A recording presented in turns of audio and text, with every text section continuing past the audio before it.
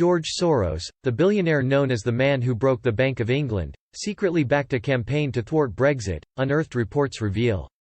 Britain left the EU on January 31, putting an end to almost 50 years of Eurosceptic frustration.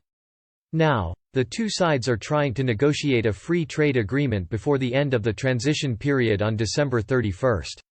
However, after the latest round of talks, the chief negotiators from both the UK and the EU have warned that a post-Brexit trade deal is looking increasingly unlikely. Speaking during his regular press conference, the EU's chief negotiator Michel Barnier said, "Too often this week it felt as if we were going backwards more than forwards.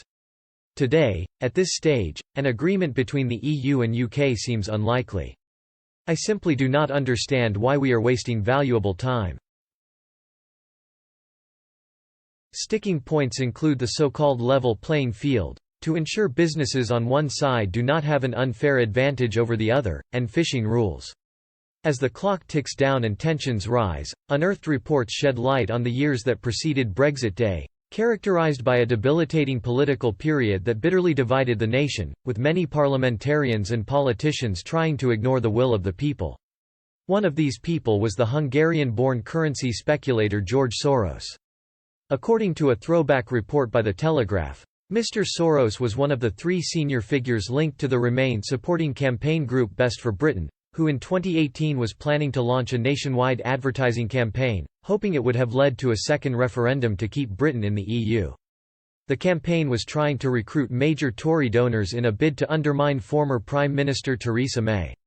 It also planned to target MPs and convince them to vote against the final Brexit deal to trigger another referendum or general election, according to a strategy document leaked from a meeting of the group. The document said the campaign had to wake the country up and assert that Brexit was not a done deal. That it wasn't too late to stop Brexit. It added that a series of momentum-style mass rallies and concerts were planned and the campaign would have had a heavy youth focus. The memo also revealed a plan to pressure MPs in 100 Leave-supporting constituencies, and set out how organisers had a range of guerrilla marketing tactics to build momentum. Mr. Soros's involvement emerged after he hosted 6 Conservative donors at his Chelsea house. His involvement came more than 25 years after he made over £1 billion betting against the pound shortly before the UK withdrew from the European exchange rate mechanism in 1982.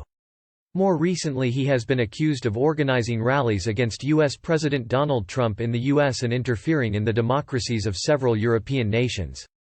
At the dinner he hosted were Stephen Peel, a businessman, Lord Malloch Brown, the former Labour minister and chairman of Best for Britain, and Sir Martin Sorrell, the chief executive of the advertising firm WPP.